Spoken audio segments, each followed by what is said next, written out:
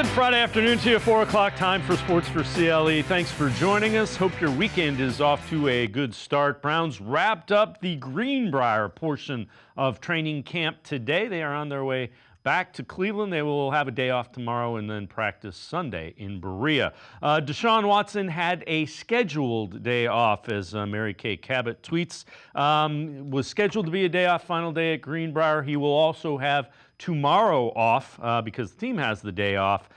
So it gives Watson back-to-back days of rest. Dante Foreman back with the team, still being evaluated after that scare yesterday. Shelby Harris went back to Cleveland a little bit early, an undisclosed injury. Also from Mary Kay Cabot, Elijah Moore banged up during the team portion of drills. He's being evaluated for a concussion. So kind of the news of the day. The Browns did go through one final workout at the Greenbrier. Let's take a look at some video. Kind of warming up. It was a little bit of a slower type of practice. Didn't go terribly long, as we mentioned. Watson did not throw in the drills today. Was still staying active, kind of running around, as getting in some conditioning type drills. Defense played pretty well. Martin Emerson with some good defense there. Denzel Ward in a red zone drill, really good coverage, gets the pick there. But all in all, Browns were happy with the work that they got in, and the defense looked pretty good in red zone. Let's welcome in G. Bush from 92.3 The Fan, as well as the Ultimate Cleveland Sports Show. G. Bush, you know, a couple of guys banged up. You want to see people healthy, but the good news, Deshaun Watson has thrown a lot and has looked pretty good. Yeah, man. I'm really encouraged because, you know, last year at this time, we weren't seeing the same type of snap, same type of zip. We weren't seeing the assuredness in what Deshaun Watson was doing. But this camp, as you can see, he's playing loose. He's out here running around, doing some things, getting some conditioning in. He looked good enough. And here's the thing. I think they have a scheduled day off, but I don't think that scheduled day off comes, because we've had this before when I played, where, you know, coach may say, hey, look, I got a scheduled day off for you tomorrow, big fella, but if you don't get after the pass rusher today, you don't get after the quarterback today, we might need to see you out here on a Friday before we leave. And so, of course, you're going to put that work in to look crisp. Coaches don't give you days off if you're not sharp. And Deshaun Watson has been sharp the entire camp. I like the crispness of which he's getting in and out of the huddle. And another thing that I really like seeing was the defense being dominant. The defense being dominant today. What I want to see is, hey, if your starting quarterback is not in, he has a day off. I like the fact that the defense said, well, we're not taking no days off. You see Denzel Ward out there picking the ball off. You see Martin Emerson being physical. You know, you seeing the defense flying around. I like that. You know, no disrespect to Jameis Winston, but you're the backup. You're the backup. We got faith in you that if you go in the game, you're going to get it done. But on us, the top three defense, nah, you're not doing that today. So, you know, camp is all about, you know, finding those competitive, very short bursts to be competitive with, and to get some good work in without guys getting hurt. I'm really encouraged by what I've heard from Dante Foreman and him being back ready to go. I like the fact that, relatively speaking, besides the concussion or whatever the case may be with Elijah Moore being evaluated, I like the fact that there's no major injuries leaving the Greenbrier, where now we got people that are going to be gone for the year or a substantial period of time. So that's one portion. The first leg of the marathon is done. We start the second marathon with going back to Berea. Third part and fourth part is getting through the preseason healthy. But so far, so good from the Greenbrier. I'm encouraged by the work they got in. So one guy that was banged up a little bit last year, Juan Thornhill, can't wait to see him healthy and doing the things we expected him to do. Thornhill was mic'd up during training camp. Let's listen in to Juan Thornhill. Let's get it, man. Be great today. Hey. Oh, no way. I thought it was gonna be heavier than that. Best part is this, right? Violent rap. Hey, let's go, man. Stay true to your technique, man, and ball out today, man. Lock everything up. If we play man-to-man, nobody catch the damn ball, man. Dogs on three. 1, 2, 3.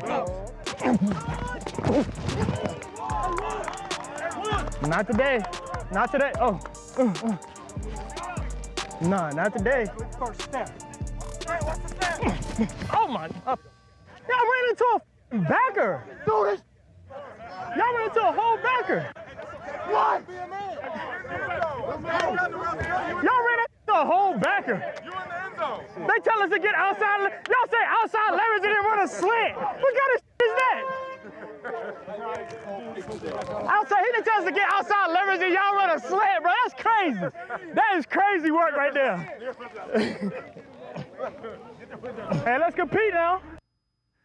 So, G. Bush, that was fun to watch. So, basically, he's saying a linebacker would have hit him on that play. So, they set him up. They set Juan Thornhill up for failure there. They got him. Listen, Juan, I understand as a defensive player, I understand wholeheartedly. They done set one up to get the offense feeling good about themselves leaving camp. You gonna tell me to play outside leverage and then run a slant inside? There's a linebacker standing right there, and he would have been hit immediately. But that's the way they play it. That's the way they play it, man. You mentioned before we listened to that clip, man. Juan Thornhill, and I've been critical of Juan Thornhill, but I will say that Juan Thornhill was banged up a lot. Playing in a different defense the first year. In the preseason, I did see Juan Thornhill flashing a lot, being around the football. As the season wore on, it started, I think the injuries took a lot away from what his production was. And he's one of those guys. I always mention these three guys. You look at Juan Thornhill, you look at Jed Wills, and you also look at a guy like Jerome Ford. If those three guys have years where it's like they're not just guys, they're playmakers, they can drastically change the trajectory what the Cleveland Browns are, because the secondary is already great. 3 out of the top 35 corners in PFF. You got Martin Emerson, you got Greg Newsome, you got Denzel Ward, you already got the defensive player of the year, Myles Garrett. You got guys up front that can get after. JOK, I think, is going to be a breakout superstar. If you could get Juan Thornhill and Grant Delpit to play where I feel like their ceilings are, the Browns can go to the moon, man. I need Juan Thornhill to do exactly what he's doing, flying around the football, making plays, being a leader on defense, and bringing playmaking ability.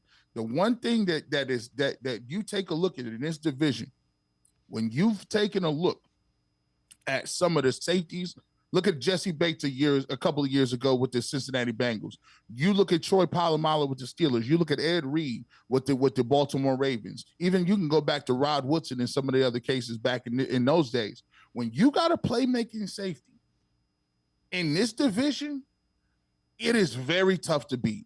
Playmaking safeties roam the field. They make plays. You can't run away from them. And when you get one of those guys in your defense, you got an elite defense, you turn your defense into something special. And so I want to see Juan Thornhill play at that level that I've seen him play in Kansas City. If he stays healthy, I think he has an opportunity to do that. I'm with you. Kyle Hamilton of the Ravens is that guy right now as well. All right, now this is 2024 preseason offensive line rankings, 33rd team. So those are former personnel guys and executives from the NFL. Lions 1, Eagles 2, Browns 3, they say. Critical question or takeaway.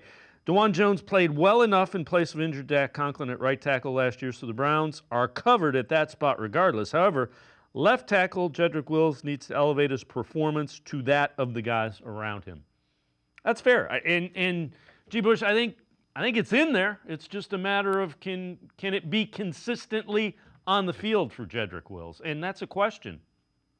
Yeah, he has a lot of question marks. Question is health. I expected Jed Wills to be back out here a little earlier than he is now. He got injured, I believe, in November. Still is on the PUP list right now. That he's on the designated list that he can come back at any time.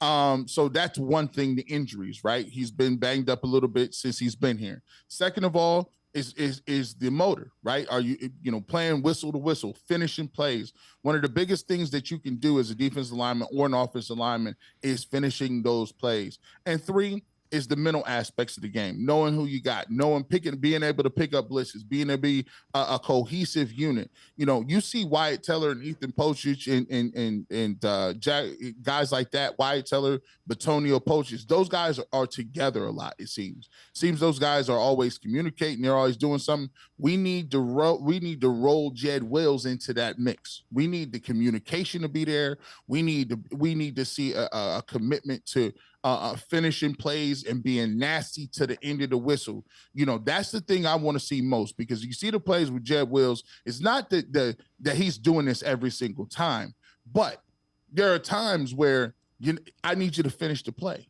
And sometimes when you finish the play, you can stop things from happening, like strip sacks, or the running back is fighting for yards in the backfield. He breaks a tackle and you let your guy go early. All of a sudden, now that turns into a 3-yard run, but it could have been a 40-yard run, especially when you got guys like Deshaun Watson who can extend plays, or Nick Chubb, or guys like that in the backfield that has elite vision.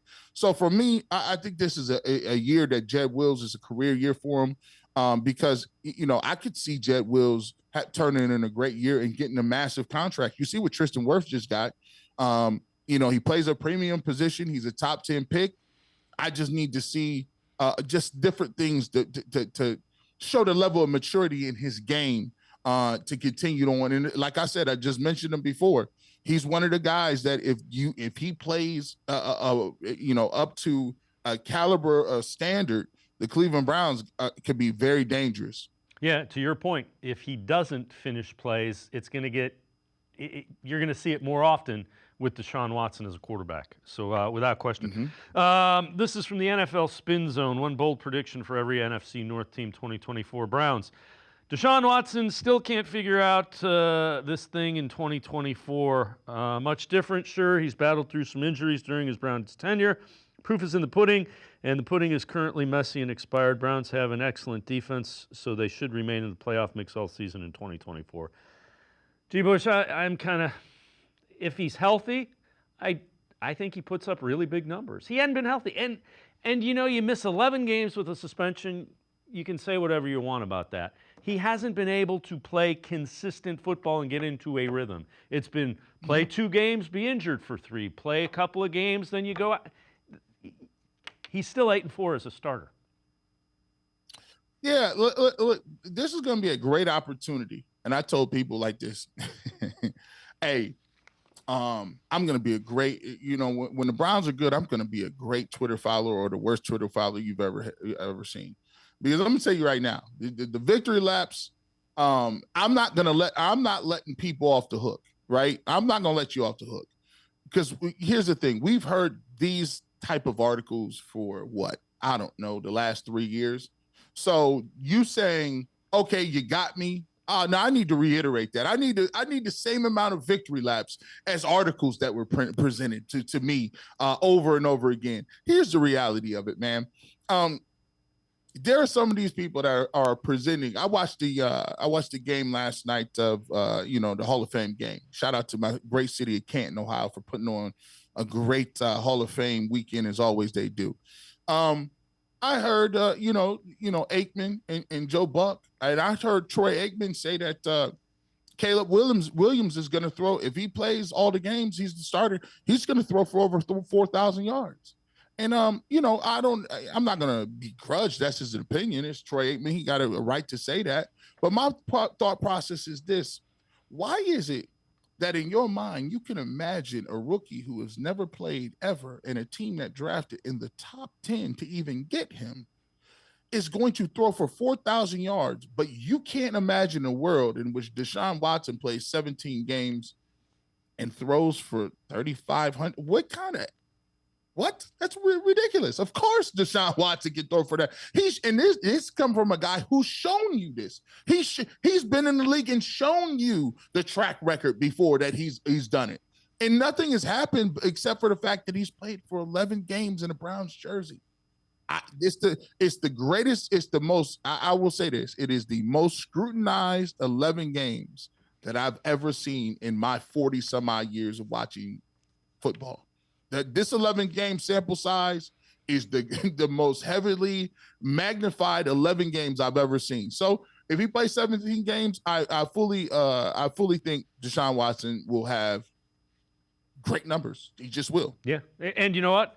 I think the Browns go deep into the playoffs if he plays 17 games. You and I have been in agreement with that without question. G. Bush and I are going to step aside, take a quick time out. Other side of the break, we'll head to the voicemail of Truth and Reason. Sports for CLE. We'll be right back. Stay with us.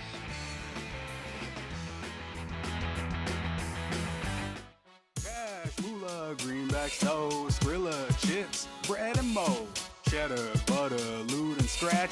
Find the letters, make a match.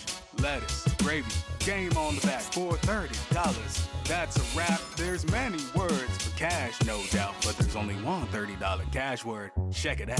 Cash word from Ohio, lottery. It's $30, yo.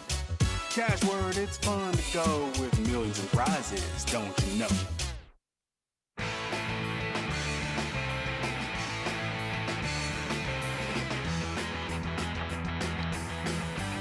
We continue talking Browns with G. Bush from 92.3 The Fan, as well as the Ultimate Cleveland Sports Show. Let's head to the voicemail of Truth and Reason.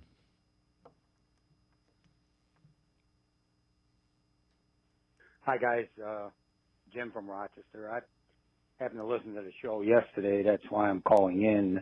Very good show, I might add. But at the end, you made a statement that Jim would like the Browns to win the Super Bowl.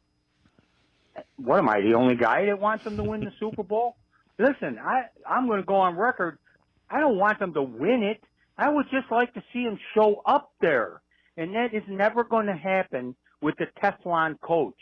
All you guys do during the course of a program is make excuses for this guy. The 4 quarterbacks, the 2 pick sixes. You remember when Greg Williams took over? He took over. He was a tough coach, hard-nosed, which helps to keep you focused. He won 6 games. 6 games with the same team that our guy had, who was 0-31 or 1-31. Hey, you always remember, 45-14. See you now. All right, Jim. Appreciate the call as always. Greg Williams was actually 5-3 when he took over for the Browns. And as you look at one of the things that we've said, he's 22-34. That's a .393 win percentage in his time as a head coach. That's a hard pass. And again, I love Greg Williams. Don't get me wrong. Guys tune him out. Guys tune him out after a short period of time. The other thing I'll tell you, Jim, I worked for a guy named Gibb Shanley, who was the play-by-play voice of the Browns. Knew a lot about football, called the Browns' last championship game. He was there when Bill Belichick was the head coach, and I remember him saying, "This guy's no Paul Brown. I coached, I talked to Paul Brown, I knew Paul Brown, I worked with Paul Brown. This guy's no Paul Brown." At the time, he was right. But you know what? Bill Belichick developed into a better head coach than Paul Brown. There's 4 things that stand out about Belichick. Worked like crazy, was smart, was willing to make unpopular decisions, and always wanted to get better. I can say those same things about Kevin Stefanski. So I'm willing to give him time to see if he can develop into the same type of head coach. And if you don't see that, Jim, you're blinded by one thing. You see one way. There's a lot of ways to get where you want to go. And that was a great monologue right there. Like, that's right. Like, I'm like, man, there's more than one ways to get it done. I think sometimes everybody has their day. Like you said, Paul Brown had his time. Bill Belichick had his time. They had 2 different ways of looking at things, right? And Kevin Stefanski has a different way of looking at things as well.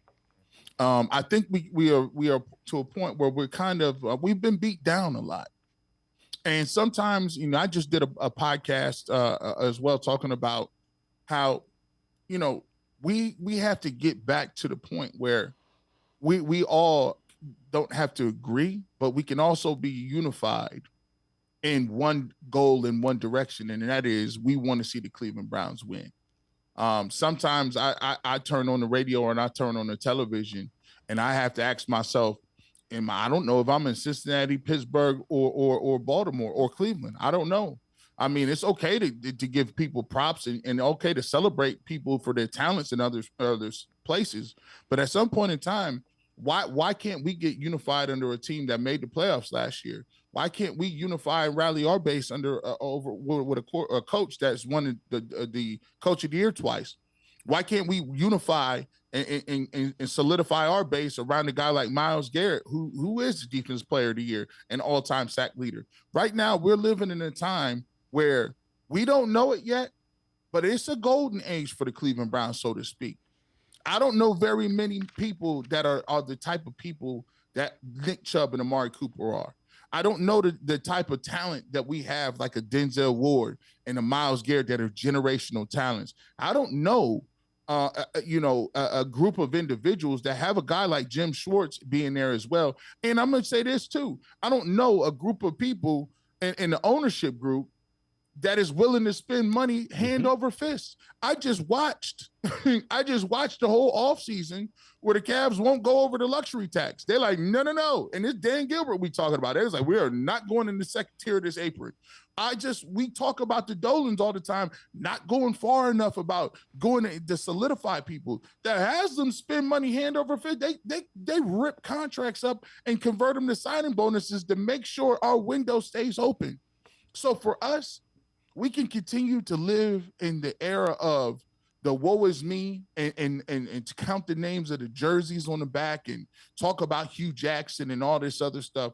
Or you can actually wake up, wipe the sleep out of your eyes, and look at the roster and look at the organization and say, you know what? We done came a long way. Yeah, and to your point, just look down to the South. Look at the mess that's going on with the Bengals with their wide receivers. You got a guy that doesn't want to practice because he's going to make $1 million, and he should be getting $35 million. I'm talking about Jamar Chase. Yes. T. Higgins going to be gone next year. So they won't even negotiate with him. No. Trey Hendrickson. Yeah. So they have an organization in place that, and to your point, it's Barry and it's Stefanski. And again, he's not a yeller. He's not a screamer. He doesn't have to be. There's more than one way to coach. I would argue when guys are making the kind of money these guys now, the NFL players, they are businesses. They are small businesses. That's out the door, man. Like I'd argue as a generation, right? Like, let's just break it down to business. Like, people that are running businesses have a harder time finding employees more than ever in any point in time. Good luck attracting employees to your business if you're the old school yeller and the micromanager, or the guy that comes in and makes guys nervous and writes everybody up. That day is gone. You have to have an idea, and you got to have a spirit of collaboration. Yep. You have to have a spirit of saying, I want every player to be a stake owner in what we are doing. Right? Kevin Stefanski is useless without Nick Chubb. He's useless that's why these guys get the contracts they get. When people came out last year and said, oh, well, you don't pay a running back that much money. I say, this ain't no running back. This Nick Chubb. This Amari Cooper. Do you understand that they're ambassadors to what you're trying to promote as an organization? Of course you bring those guys back. That's the type of mentality Stefanski has. You guys are my partners in action, and we move this thing forward by our partnership. Yeah, because as a head coach or a general manager or a business owner, in these times, like you're saying, you have to answer the question for the players now. What's in it for me? That's what the players want to know. I've got a finite time. This isn't, it's no longer, well, I'm going to go here and then I'm going to go pack groceries and make ends meet. Those days are gone. These guys are making generational wealth. Generational wealth. And you better understand that. That day is coming. It's gone. And the smart coaches and the smart general managers understand that. And, hopefully what'll translate to a lot of fans is sometimes the wins and losses are behind the changes. And now when you start to get those changes and you start to see what they're trying to do with wins, that'll help. If you can get one over a Dallas Cowboys week 1, a national televised game, Yep. I think people will start to see, wow, this is a different Browns team than I've been watching the last 20 or 30 years. Yep, I'm with you. Now, they got to go. They've gotten it to respectability. They're a playoff team. They got to become a perennial playoff team. G. Yep. Bush, man, as always, I enjoyed it. Thanks so much for time and insight. Appreciate it, G. Bush. Appreciate it. G. Bush, make sure you check him out. Always really good stuff. He is the host of the Barbershop, 92.3 The Fan. 8 until noon on Saturdays. Catch him on the Ultimate Cleveland Sports Show Monday through Friday, 11 to 1. We're going to step aside, take a quick timeout. Lance Reisland from the Plain Dealer, cleveland.com, straight ahead. Sports4CLE. I'll be right back. Stay with us. Come back to go forward. Back to learning new things. Back to pursuing your dreams. Tri-C has flexible learning options to fit your life. And every year, more than 1,000 local companies provide Tri-C students with real-world learning.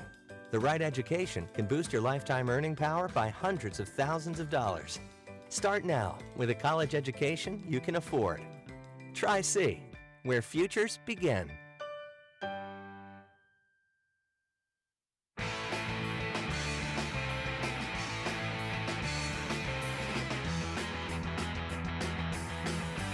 We continue talking Browns on Sports4CLE. Browns wrapped up practice at the Greenbrier early today. On their way home, they will have tomorrow off and then get back at it in Berea on Sunday. Let's welcome in Lance Reisland from the Plain Dealer, cleveland.com. Lance, you spent a couple of days down at the Greenbrier. What are your takeaways from what you saw the Browns in Greenbrier doing?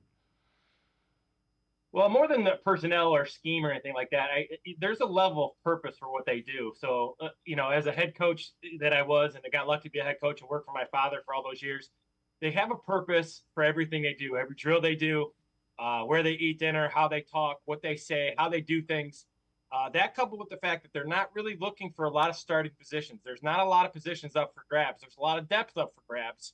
And obviously with injury and things of that nature, things happen. But there's just a sense of purpose, a sense of confidence. There's Monday they work basically all fundamentals, and those guys all work hard. And some of their best players are their hardest workers. And I just like the organization. I've always been a fan of Kevin's ability to organize a practice, have purpose for his practice. Those guys seem to be really together. Being out there's not a lot to do. It's a beautiful place, but there's not a lot going on. So you're with each other whether you like it or not. I just like the tempo they're doing things, and I think they're going to peak at the right time, in my opinion. So, again, they're easing into it. Really, pads haven't been on that much. They'll ramp that up. That's to be expected. Are there some guys that caught your eye? Under the radar guys that you thought, man, this guy looks kind of interesting. Well, first of all, there are guys like Ward and some of these veteran guys. They were impressive. But if a guy who catches my eye athletically is Giovanni Ricci, and the reason why is because I thought he was just a fullback type. So you're talking about a guy who's 6'3", 240. He's a very physical guy, but for minicamp, especially mandatory minicamping, they didn't do a ton of 11-on-11 stuff, and I didn't get to see much at all. So what I really got out of him is he's a much better athlete than I thought. And the reason I say that, and the reason I think he's under the radar, because I still think they can run 12 personnel. And that 12 personnel, you can put him at the fullback, Njoku at the tight end, and getting 21 personnel. You can split those guys out and kind of get a 10 personnel and maybe move the receivers inside. So Giovanni Ricci, not only with his ability to give them formation flexibility, but he's a much better athlete than I gave him credit for. Much better than what I broke down when he signed with the Browns. He's a really good athlete. He's really good in space. He runs well, runs really good routes. He's physical at the point of attack. He can do a bunch of things like Harrison Bryant did last year for him. But I think he's a bigger, more physical version at that flex tight end. So I think he gives them a lot of flexibility, and I think he's a guy that will really help the Browns offense this fall. Could very well explain why they really haven't been in a hurry to bring in another tight end if what you're saying is true as well. All right, Kevin Stefanski met with the media earlier this week, talked about changes in the run game with a new offensive line coach.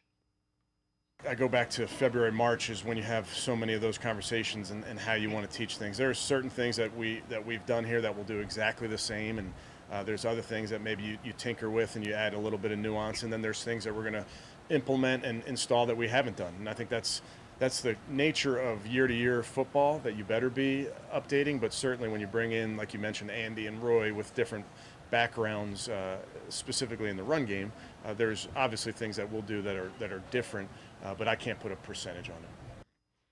So Lance, again, I know that they haven't done a lot of team drills. Have you gotten a sense what the offense is? The offense going to be different? Will it look different? Well, I've said for a couple weeks now, I don't think the run schemes are going to be tremendously different. And I'm actually doing a piece on what an RPO is. And basically what an RPO is it's a run game, and then you're building options into that run game. So I think you're going to see that. So they're going to run power, they're going to run pin and pull, inside, outside zone. They're going to do all the things they do. More than the run game, the offensive line gives them the flexibility. So they have the flexibility with those guys inside and the athletic tackles to kind of do what they want to do offensively. They're athletic enough to pin and pull and get on the edges. They're physical enough, especially inside, to move people both vertically and horizontally. So Kevin has always been a very dynamic guy in how he draws up plays. Dickerson is the same way. The only really difference in Dickerson, he runs a tackle trap player, but it's still a down block and bring a backside guy, similar to what Browns do with the guards. So I don't think the run scheme will be a ton different, like Kevin was saying. What you're going to get is you're going to get different ways to maybe double team, or maybe out in space where you want to put your hands, or how you're going to cut people backside off on inside run or outside run. So there'll be some technique differences, but the run game itself, with the Browns being so talented up front, they can do and attack what the defense does well, which is really why they've run the ball so well with both schemes, is because those guys can handle it, and that gives all that offensive staff great flexibility and just to attack a defense with whatever they struggle at. Do you get the sense that they are going to be doing more shotgun? I know a lot of it has been shotgun. That's what Deshaun Watson does well. They brought in guys that run out of the shotgun a lot. So do you expect a significant amount of shotgun? I do, especially if they're in 11 personnel. So, yeah, I would say if in 11 personnel, Njoku basically gives you 10 personnel as well, because he can play in that slot. He can even play outside. The run game itself, it's just different landmarks. So power is power, pin and pull is pin and pull. All those run plays can be run from both underneath center and in the shotgun. The difference is the footwork, especially for the running back. Now, for a quarterback, you're already at 5 yards. That means you take a good 3-step drop. You're at 8 to 9 to 10 yards. Then you get a full view of that field. So I think obviously if they're going to do some more extended routes, get more five out, things like that, I think they will be in more shotgun. He seems to be very comfortable in shotgun, and it really doesn't change anything in the run game besides landmarks for the running back. The other thing that, as you said that, with Njoku in 11 personnel, if you're 11 personnel and Cedric Tillman is there, I would say you're almost in 12 personnel, because he's shown that he can block like a tight end. Well, and the really interesting part that I'm really looking forward to starting Sunday is that, if they go 11 personnel and they get those guys on the field, like you're saying, those big bodied guys. Remember, Dickerson was with Sean McVay. Sean McVay really relies on Cooper Kupp and those receivers to block down in the box. So the Browns have guys that can do that. They have these big bodied guys that can do it. Michael Woods, as you said, Tillman, even Amari Cooper's 215, Njoku's athletic enough, Giovanni Ricci. So they have some guys that they can act like fullback responsibilities, because literally Dickerson, when he was working with McVay, those receivers will block second-level linebackers at times. So they can be very creative with what they do, because those guys give you such flexibility in the run game. So, yeah, I think with Dickerson coming over, one of the things you're going to see is that McVay, with the motion and those receivers being condensed down inside, blocking second-level linebackers. You mentioned Dickerson. That's one of the young guys. They brought a lot of, for lack of a better term, a lot of younger coaches into, especially on the offensive side of the ball. What have you taken away from the time that you've seen the new coaches kind of hands-on with those players? So when you look at, you got Dorsey, Reese, Jacques Chazier, defensive line, Deuce Staley, and then Vrabel, right? So you got these guys in. A lot of these guys are very energetic guys. They're very attention to detail guys. They kind of fit Kevin's mold, in my opinion. They're very detailed in everything they do, from their hand placement, their feet, how they want to run drills, the tempo they run drills, the organization, the preparation.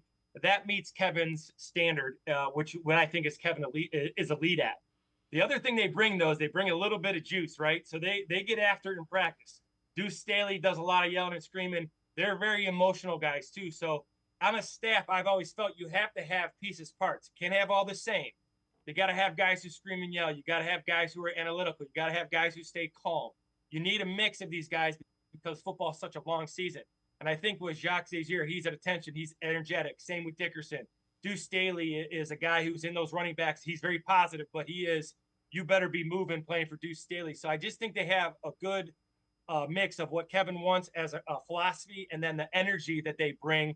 They're high energy guys. They're guys who like football. I love guys who like football, and you can tell those guys, you can tell Ken Dorsey likes calling plays. You can tell he likes being out there. I love that about that. I love that about him and the rest of those new guys.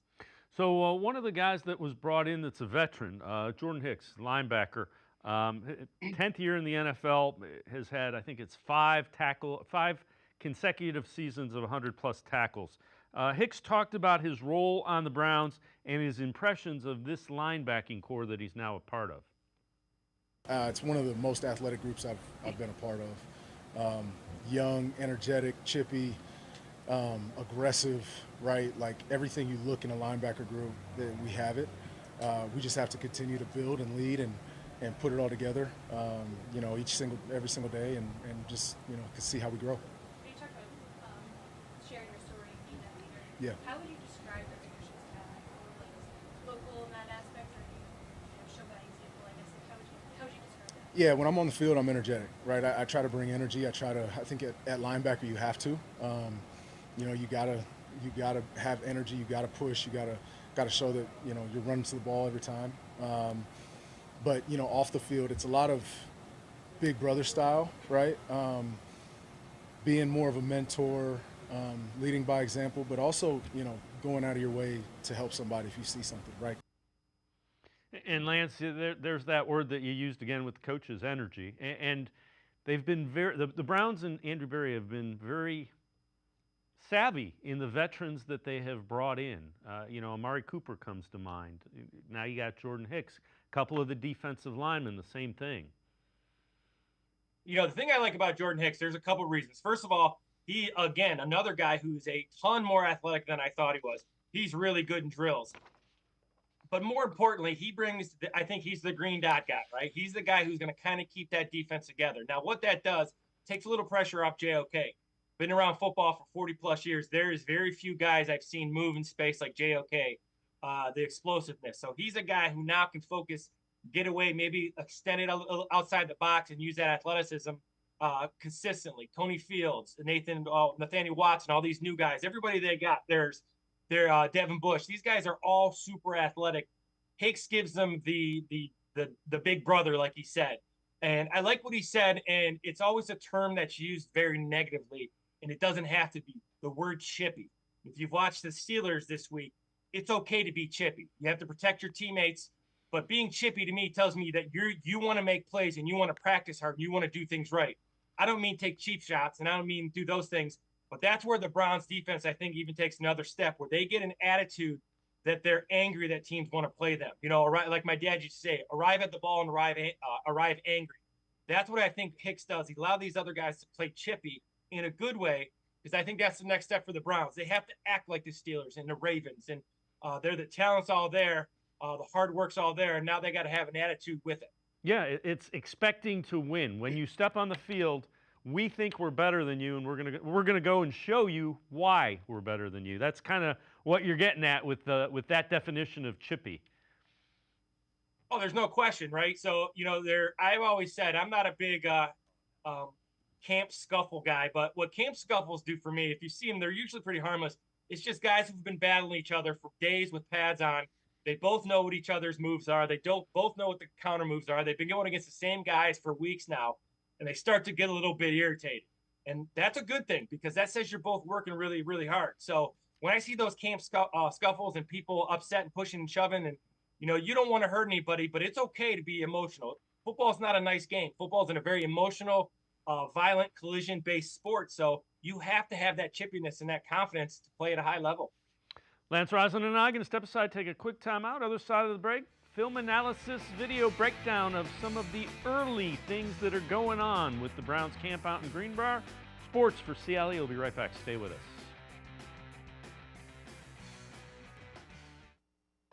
Come back to go forward. Back to learning new things. Back to pursuing your dreams. Tri-C has flexible learning options to fit your life. And every year, more than 1,000 local companies provide Tri-C students with real-world learning. The right education can boost your lifetime earning power by hundreds of thousands of dollars. Start now with a college education you can afford. Tri-C, where futures begin.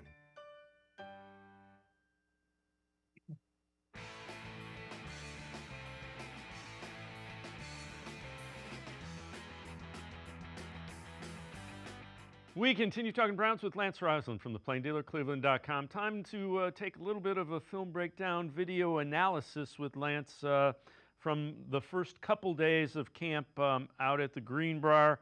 Start with how Deshaun Watson looked. That's going to be the most important topic until we get into the regular season. Yeah, so, the one thing, a couple things I've noticed, like we've talked about them not kind of cranking it up yet. The reason I don't think they're really cranking it up because there's not a lot of spots up for grabs, right? So you're going to see in the preseason, you're going to see those second, third team guys really get after it because they know who their starters are. Now, from the short amount of practice that I've watched, I'm really looking forward to get back out there Sunday. Ken Dorsey's really doing a good job of trying to get Deshaun Watson's lower body involved.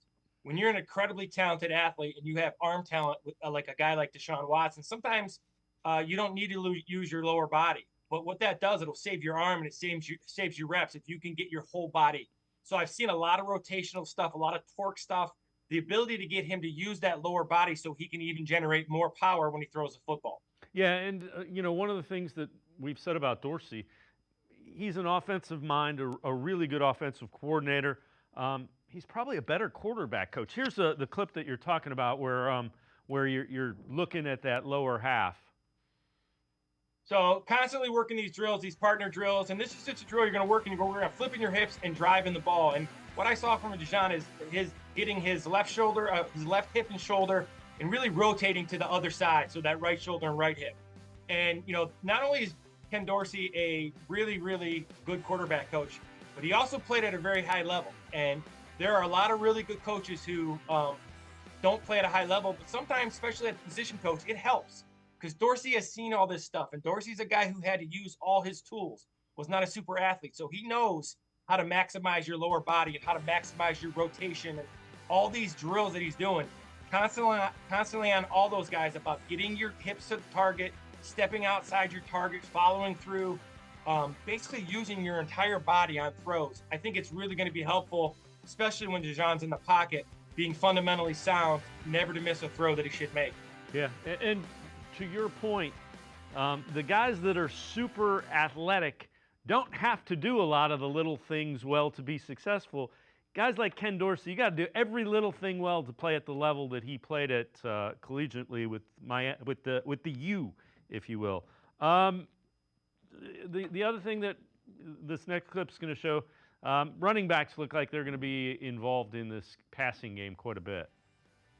So two things you'll see. First of all, you'll see Deshaun really rotate those hips on his throw, really get off that back foot, the right foot. You'll see his heel come up off the ground, just generating a lot of power. I think he's exaggerating just because he wants to really work on his fundamentals. A lot of backs out of the backfield. This clip is good because they worked backs, tight ends, 7 routes. I've read lots of stuff over the last couple of days about Deshaun Watson struggling with different stuff. And, there is something called the camp arm, too. These guys are throwing hundreds and hundreds of balls. He is coming off major surgery, but I'll tell you what, he made all the throws. He was quick. He was decisive. His footwork is very good. And, again, this is the type of throw right here that Deshaun Watson can do without good footwork. But when you have good footwork and you're as talented as he is, you don't miss these throws. Once in a while, you miss throws when you're not fundamentally sound, and these guys can do that. But you don't miss throws like this when you're fundamentally sound when you're Deshaun Watson. So, again, fundamentally good, worked all the routes, threw all the routes.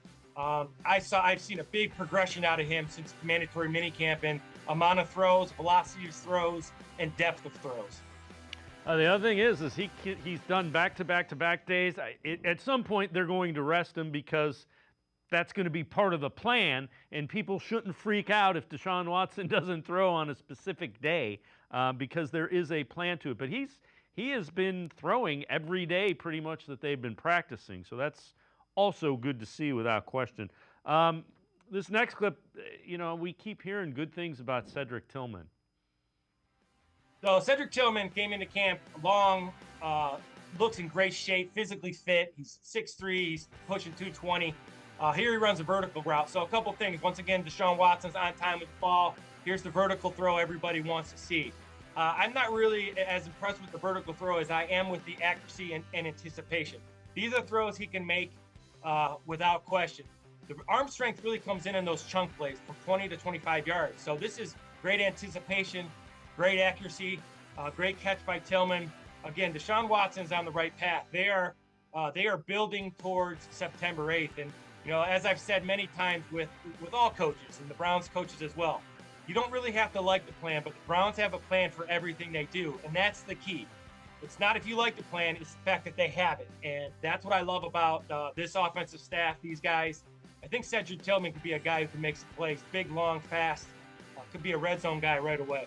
I tell you, when I saw this clip, the thing that jumps out to me is what they're going to do is identify a matchup that they like against a given team, and that's the kind of thing that you're going to see because they feel whoever's playing corner can't match up with that wide receiver. Those are the type of things that Deshaun Watson in Houston was doing and just picking apart defenses. Those are the exact type of plays. Well, and the thing is, that's why you need Amari Cooper, because Amari Cooper, if you think about the Ravens, Amari Cooper is going to take Marlon Humphrey, right? So then all these other guys got to make plays against the second corner, and David Njoku against linebackers and safety. Same with Elijah Moore.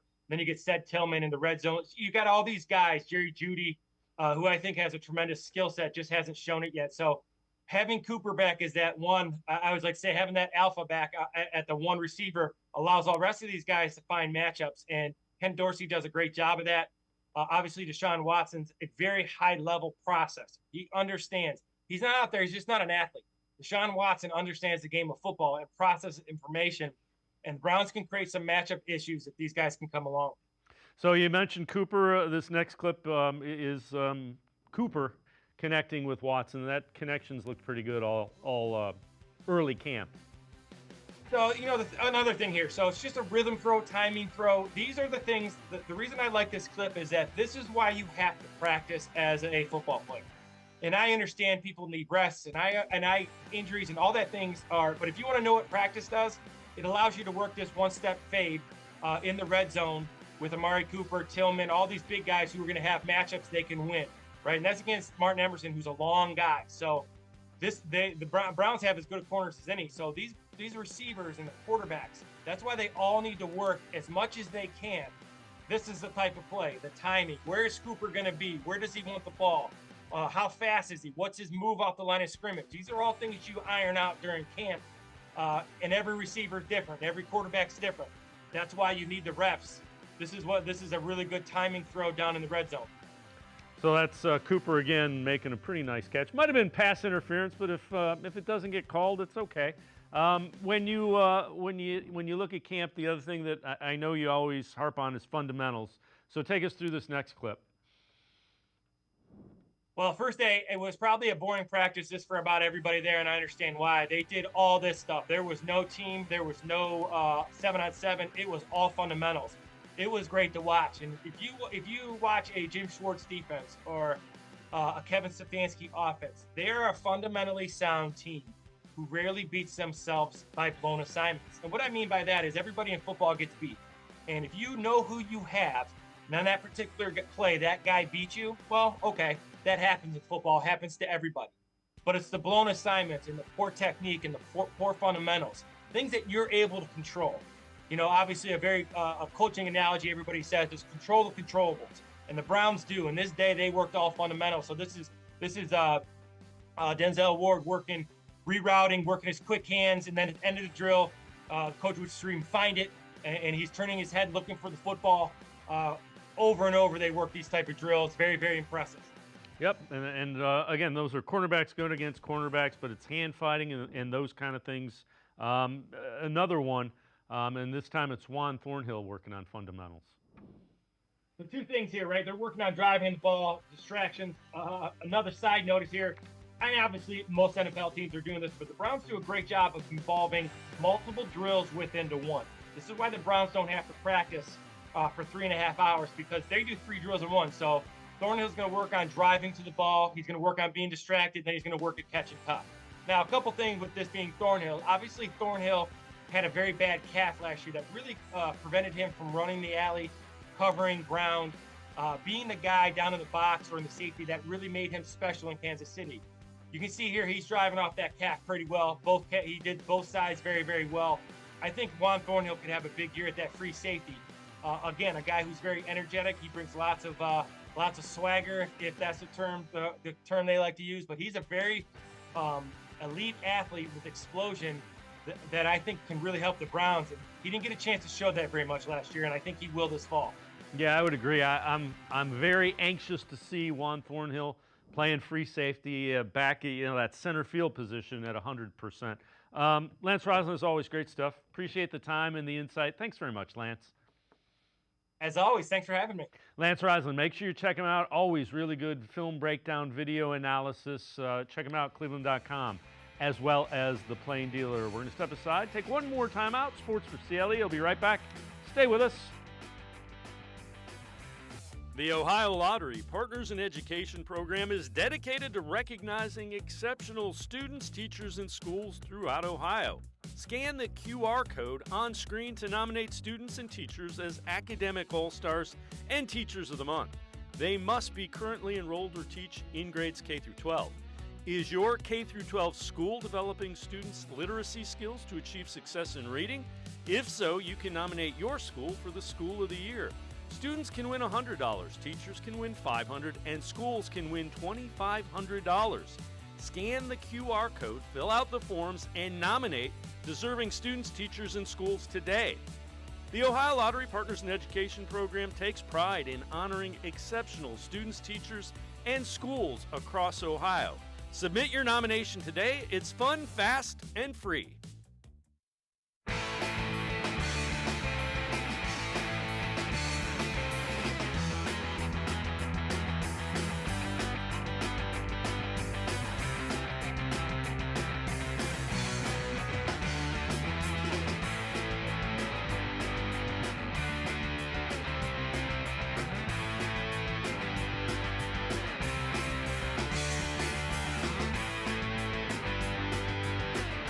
We continue talking Browns on Sports4CLE. Let's head back to the voicemail of Truth and Reason.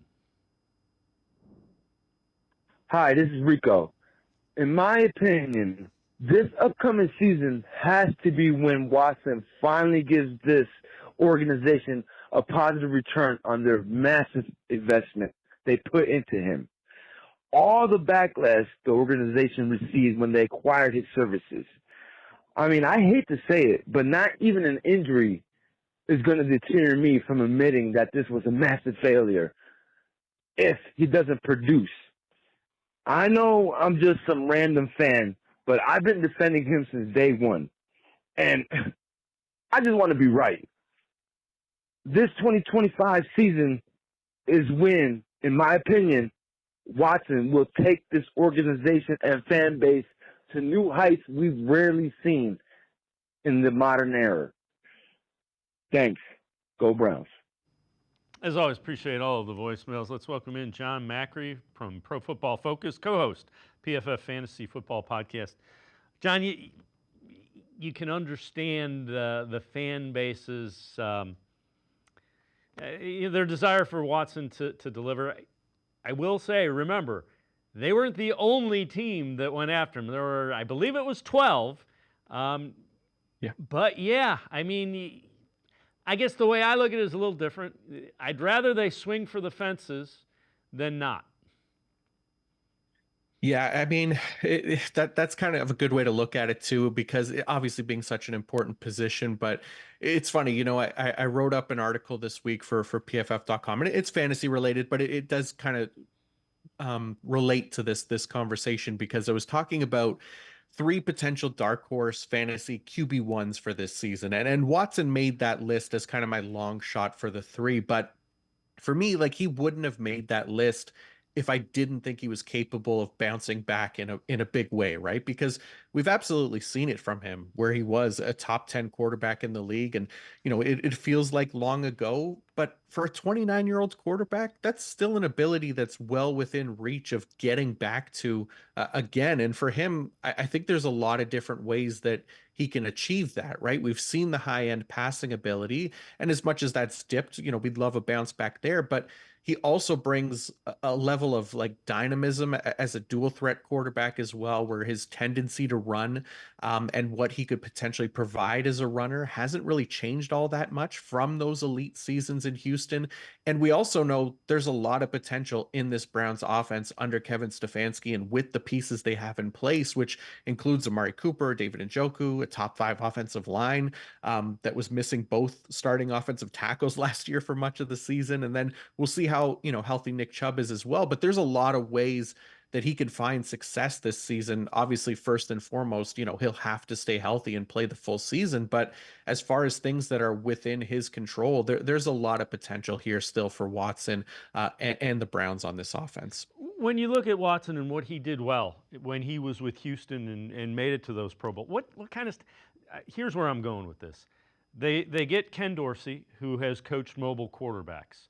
By all accounts, they're likely to play more shotgun. By all accounts, they're likely to play more 11 personnel, so 3 wide. They're trying to do the things that Deshaun Watson did well when he was the quarterback of the Texans, and they didn't really do that the first couple of years.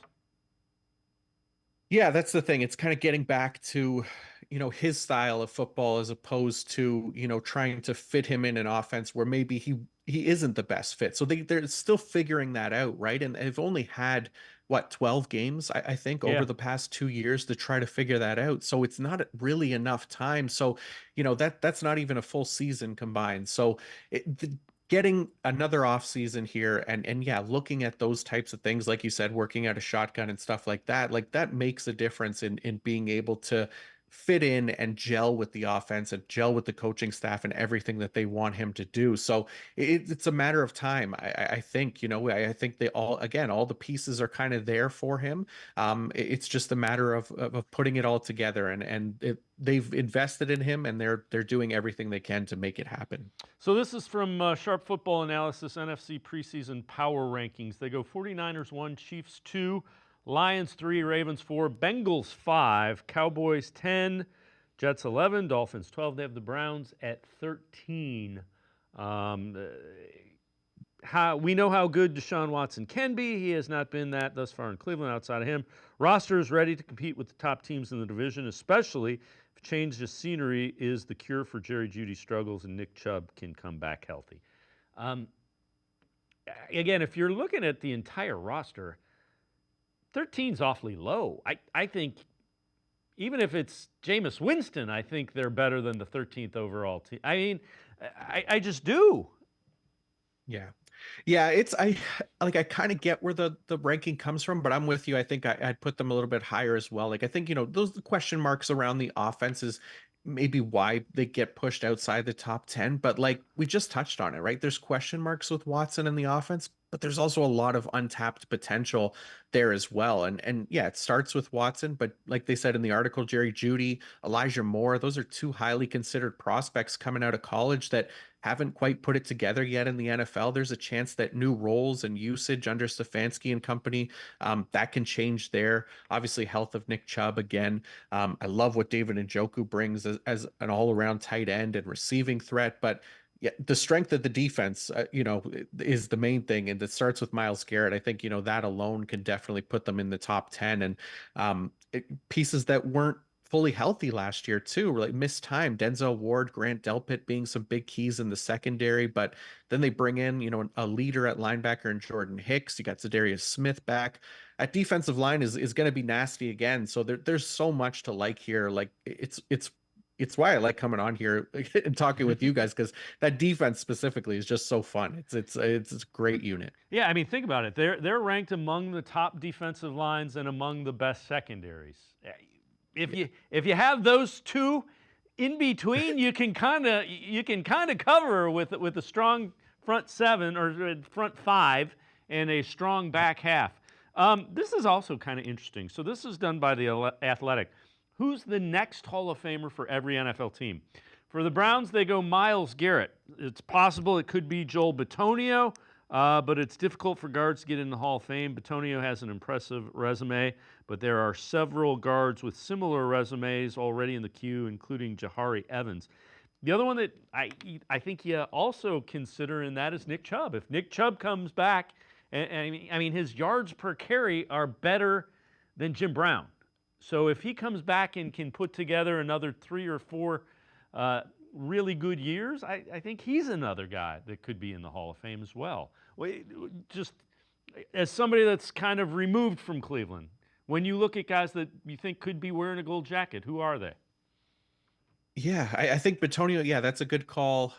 Just been so consistent, so good, and with one team as well. Nick Chubb, great call as well. I think about Amari Cooper a little bit, like he's not exactly like the Mike Evans 10 straight 1,000-yard season since being drafted, but he's pretty close. Like, and if not, for missed time in 2017 and 2021, like he might have that same streak going into his 10th year this season, right? He's kind of one of those underrated stars of the league as well, just so consistent and so good at what he does and helps elevate the offenses that he's a part of. Somehow has never had a double-digit touchdown regular season. Maybe we can get him that this year and another 1,000-yarder to his resume to make the case. But I do like Amari Cooper quite a bit. I don't know, if he'll fit the qualifications for Hall of Fame, but I think he's kind of one of those underrated guys that could potentially get there if he continues to finish his career strong. But yeah, the Nick Chubb one is great as well, averaging over 1,000 yards per season, and that includes last year when he only played 2 games, right? So if he comes back and goes another few seasons here, I think he's a great call, especially for the running back position. What do you think Myles Garrett needs to do to solidify a Hall of Fame spot? Oh, I don't know if he needs to do much more, to be honest. Like, he's been dominant since he's come into the league, right? Like, every single year, he's one of the best pass rushers in the NFL. He only finally got Defensive Player of the Year recognition last year, but I mean, there's also some great guys that he's competing with, Aaron Donald and TJ Watt among them. But Garrett is being in that conversation as Defensive Player of the Year every year, essentially, that he's been in the league since 2017, I want to say. That to me, like, if he keeps that going for another couple seasons, I think he's a lock. I don't know that, he's not somebody that I think you need like a Super Bowl ring from or anything like that, even though that would be obviously amazing. But to me, just being that dominant of a pass rusher for so long, I think that's what does it. And to me, he's going to fit that bill if he keeps going at this rate.